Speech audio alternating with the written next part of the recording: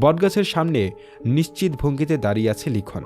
শীতের শুষ্কতায় বটগাছের অধিকাংশ পাতা ঝরে পড়েছে। লিখনের কাছে শীতকাল খুবই অপছন্দের ঋতু। শীত চরম শুষ্কতার রূপ নিয়ে প্রকৃতির উপর ঝেঁকে বসে থাকে, যা সহ্য হয় না লিখনের। ঠান্ডা লেগেই থাকে। ছোট থেকে কয়েকবার নিউমোনিয়ায় ভুগেছে।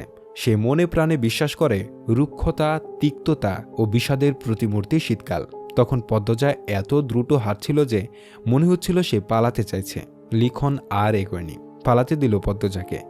মগা বলেছে পদ্মজার লোকসমাজে ভয় খুব, তাই লিখন এই নির্জন মাঠের পাশে বটগাছের নিচে দাঁড়িয়ে আছে। পদ্মজা এই পথ দিয়েই বাড়ি ফিরবে, তখন যদি একটু কথা বলা যায়। পদ্মজা জড়সড় হয়ে হাঁটছে। আতঙ্কে ঠোঁট শুকিয়ে কাঠ, বারবার জিহ্বা দিয়ে ঠোঁট ভিজিয়ে নিচ্ছে। পদ্মজা মিনমিনে গলায় পূর্ণাকে বলল, পূর্ণা রে। পূর্ণা তাকালো। পদ্মজা এদিক ওদিক তাকিয়ে বলল, আমার ভয় হচ্ছে। উনি মাঝপথে দাঁড়িয়ে নেই তো? পূর্ণা চরম বিরক্তি নিয়ে বলল, থাকলে কি হয়েছে, খেয়ে ফেলবে? পদ্মজা আর কথা বলল না। পূর্ণার সাথে কথা বলে লাভ নেই। তখন লিখন শাহকে পাত্তা না দেওয়ার জন্য পূর্ণার খুব রাগ হয়েছে। পদ্মজা বারবারই মাথা নিচু করে হাঁটে, তাই লিখন শাহকে দেখতে পেল না। পূর্ণা দূর থেকে দেখতে পেল, কিন্তু এইবার আর আগে থেকে বলল না পদ্মজাকে। সে উত্তেজিত হয়ে পড়ে, ভাবে লিখন শাহ যখন আপার সামনে এসে দাঁড়াবে কি যে হবে। লিখন পদ্মজার দূরত্ব মাত্র কয়েক হাত। তখন পদ্মজা আবিষ্কার করল লিখনের উপস্থিতি। ওড়নার ঘোমটা চোখ অবধি টেনে নেয় দ্রুত। ভয়ে, লজ্জায় সর্বাঙ্গে কাঁপন ধরে। লিখনের পাশ কাটার সময় পুরুষালী একটি কণ্ঠ ডেকে উঠল, পদ্ম।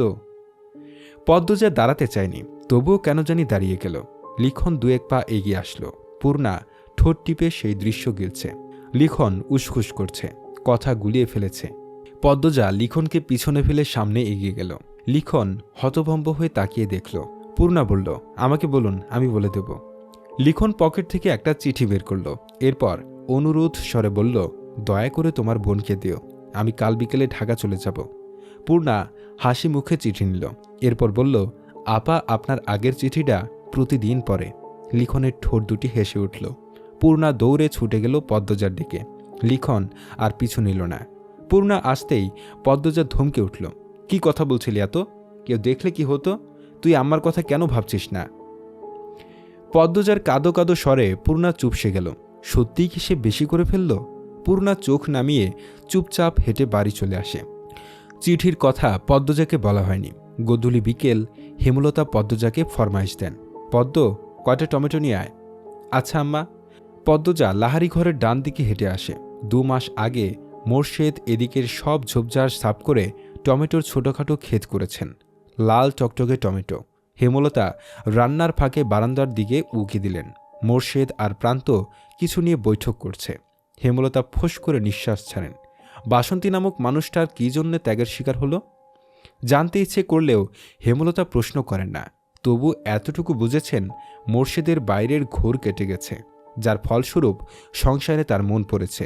হেমলতাকে খুব সমীহ করে চলেন। তবে হেমলতা জানেন মোর্শেদ পদ্মজাকে নিজের মেয়ে হিসেবে এখনও বিশ্বাস করেননি। তা নিয়ে মাঝে মাঝে খোঁচা দিতেও ভুলেন না। পদ্মজা সাবধানে ক্ষেতের মধ্যিখানে আসলো। টমেটো ছিঁড়তে গিয়ে তার লিখনের কথা মনে হলো। মনে মনে ভাবে, কেন এসেছেন তিনি, কি বলতে চেয়েছিলেন? জানার জন্য পদ্মজার মনটা ব্যাকুল হয়ে উঠল। আপা, একটা কথা বলি। পদ্মজা চমকে তাকালো। হঠাৎ পূর্ণার আগমনে ভয় পেয়েছে। বুকে ফু দিয়ে বলল, বল। রাগ করবে না তো? পদ্মজার চোখ ছোট ছোট করে তাকালো, বলল, করব না। পূর্ণা লিখনের দেওয়া চিঠি দেখে বলল, লিখন ভাইয়ার চিঠি। পদ্মজা ছো মেরে চিঠি নিল। পূর্ণা অবাক হলো। মনে মনে খুশি হলো পদ্মজার আকুলতা দেখে। পদ্মজা দ্রুত চিঠির ভাঁজ খুলল। পূর্ণা বাড়ির দিকে তাকিয়ে দেখছে কেউ আসছে নাকি। পদ্মজা পড়া শুরু করল। প্রিয় পদ্মফুল, 4 মাস কেটে গেল। 4 মাসে একটুর জন্য অবসর মেলেনি, কিন্তু মনে ছিল এক আকাশ ছটফটানি। তোমার মনের কথা তো জানাই হলো না। তোমাদের আনন্দপুরের প্রায় প্রতিটি বাড়ির ছেলের স্বপ্ন তোমাকে ঘরে তোলার, তাই সারাক্ষণ ভয় ছিলাম আমার অনুপস্থিতিতে কেউ তুলে নেয়নি তো। 3 দিনের সময় নিয়ে এসেছি, শুধু একবার দেখতে আর জানতে। তুমি কি আমার জন্য অপেক্ষা করবে? মেট্রিক পরীক্ষা অবধি অপেক্ষা করলেই হবে। এরপর আমি আমার মা বাবাকে নিয়ে তোমার মায়ের কাছে আসব। উনার কাছে অনুরোধ করব তোমার পড়া শেষ হলে যেন আমার সাথেই বিয়ে দেন। তখন অনেকটা নিশ্চিত হতে পারবো। এখন অনিশ্চয়তায় ভুগছি। আমি গুছিয়ে লিখতে পারছি না আজ।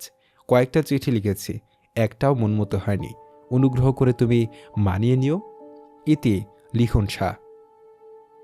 বাড়ির সবাই ঘুমে। পদ্মজা চুপি চুপি উঠে বসল পড়ার টেবিলে। রাত অনেক। গাছের পাতায় নিশ্চয় শিশির বিন্দু জমেছে। এরপর ভোর রাতে টিনের চালে শিশির কণা বড় বড় ফোঁটায় বৃষ্টির মতো ঝরবে। গা হিম করা ঠান্ডা। তা উপেক্ষা করে পদ্মজা হাতে কলম তুলে নিল। সাদা কাগজে লিখল, অপেক্ষা করব আমি। এরপর কাগজটা ভাঁজ করে বালিশের তলায় রেখে শুয়ে পড়ল। ফজরের নামাজ পড়ে 4 ভাই বোন পড়তে বসল। পড়ায় মন টিকছে না পদ্মজার। বই আনার ছুতোয় পদ্মজা রুমে গেল। রাতে লেখা কাগজটা ছিঁড়ে কুটি কুটি করে জানালার বাইরে ফেলে দিল। এরপর আবার নতুন করে লিখল, আমার আম্মা যা চান তাই হবে। পড়া শেষে নিয়মমাফিক ঘাটে আসলো পদ্মজা। হাতের মুঠোয় 3টা চিঠি, 2টো লিখনের, একটা তার লেখা। পূর্ণাও পাশে। প্রেমা প্রান্ত বাড়ি জুড়ে ছোটাছুটি করছে। সামনের কোনো কিছু ঠিকমতো দেখা যাচ্ছে না। সবকিছুই অস্পষ্ট। কুয়াশার স্তর এত ঘন যে দেখে মনে হচ্ছে সামনে কুয়াশার পাহাড় দাঁড়িয়ে আছে। সেই পাহাড় ভেদ করে একটা নৌকা এসে ঘাটে ভিড়ে। নৌকায় লিখন আর মগা। আকস্মিক ঘটনায় পদ্মজার পিল উঠল চমকে। পালানোর মতো শক্তিটুকু পায়নি। লিখন মায়াভরা কণ্ঠে পদ্মজার উদ্দেশ্য বলল, আমি বাধ্য হয়ে এসেছি, আজ বিকেলে চলে যাব।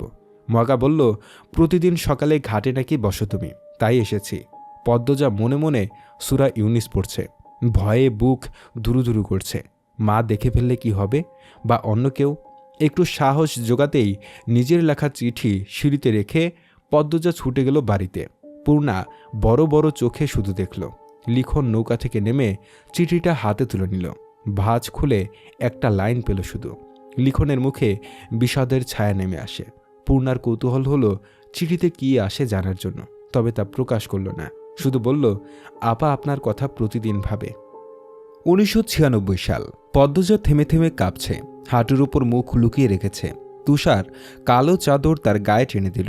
পদ্মজা চোখ তুলে তাকালো। বিষাদ ভরা কণ্ঠে বলল, সেদিন আমার লেখা প্রথম চিঠিটা কুটি কুটি কেন করেছি জানি না। ইচ্ছে হয়েছিল তাই করেছি। তবে জানেন, আমি একদম ঠিক করেছিলাম। সেদিন যদি আমি কথা দিয়ে দিতাম, আমার কথা ভঙ্গ হতো। পদ্মজা হাসল। তুষার এক দৃষ্টিতে তাকিয়ে রইল পদ্মজার দিকে। এরপর বলল, লিখনের সাথে আর দেখা হয়নি? পদ্মজা হাতের কাটা অংশে ফু দিয়ে বলল, হয়েছিল। তাহলে কথা ভঙ্গ হতো কেন বললেন? পদ্মজা তুষারের দিকে তাকালো। এরপর আবার হাঁটুতে মুখ লুকালো। 1 মিনিট, 2 মিনিট, 3 মিনিট করে করে 10 মিনিট কেটে গেল। পদ্মজার সাড়া নেই। তুষার ডাকল, পদ্মজা শুনতে পাচ্ছেন? পাচ্ছি। আপনার কি কষ্ট হচ্ছে? হচ্ছে। মুখ তুলে তাকান। পদ্মজা ছলো ছলো চোখে তাকালো। তুষার উদ্বিগ্ন হয়ে বলল, কি সমস্যা হচ্ছে? তুষারের প্রশ্ন আগ্রাহ্য করে পদ্মজা ভেজা কণ্ঠে বলল, আমার আম্মা আমার সাথে কেন বিশ্বাসঘাতকতা করল? তুষার চমকালো। হেমলতা নামে মানুষটার সম্পর্কে যা জানল তাতে তার নামের সাথে বিশ্বাসঘাতকতা শব্দটা যায় না। পরপরই নিজেকে সামলে নিল। এমন কেস শত শত আছে। ভালো মানুষের খারাপ রূপ। তুষার সাবধানে প্রশ্ন করল, কি করেছেন তিনি? পদ্মজা উত্তর দিল না। ফ্লোরে শুয়ে পড়ল। চোখ বুজল। তুষার গোপনে দীর্ঘশ্বাস ছাড়ল। পদ্মজা এখন আর কিছু বলবে না। সে ক্লান্ত। অতীত হাতড়াতে গিয়ে মনের অসুস্থতা বেড়ে গেছে তার। তুষার পদ্মজার মুখের দিকে তাকালো। আঁচল সরে গেছে বুক থেকে। চাদরের অংশ ফ্লোরে পড়ে আছে। তুষার চাদরটা টেনে দিতে গিয়ে আবিষ্কার করল পদ্মজার গলায় কালো খয়েরি মিশ্রণে কয়টা দাগ। গলা টিপে ধরার দাগ। তুষার হুঙ্কার ছাড়ল, ফাহিমা! ফাহিমা কাছেই ছিল, ছুটে আসলো। তুষার বলল, আপনি আসামির গলা টিপে ধরেছেন? ফাহিমা চট করে বলল, না স্যার, প্রথম থেকেই গলায় দাগগুলো দেখেছি, প্রশ্নও করেছি। মেয়েটা উত্তর দিল না। তুষার কপাল ভাঁজ করে ফেলল। হাজারটা প্রশ্নে মাথা ভনভন করছে। মস্তিষ্ক শূন্য প্রায়। পদ্মজা যতটুকু বলেছে তার পরবর্তী 7 বছর কি কি হয়েছিল না জানা অবধি শান্তি মিলবে না। মাথা কাজ না করলে তুষার সিগারেট টানে, তাই বেরিয়ে গেল।